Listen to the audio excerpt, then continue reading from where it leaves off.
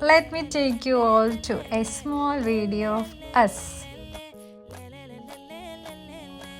രാവിലെ തന്നെ ഒരു കുട്ടി ഷോപ്പിംഗ് ഒക്കെ ഉണ്ടായിരുന്നു. കണ്ണൻ്റെ ബർത്ത്ഡേ ആവാനായി.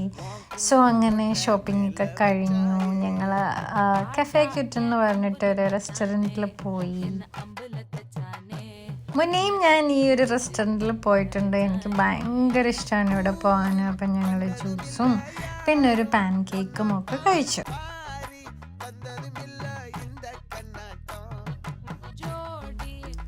ഈവനിങ് ഡേ ഞങ്ങളൊരു മൂവിക്ക് പോവാണ്. സോ നടന്നാണ് പോകുന്നത്.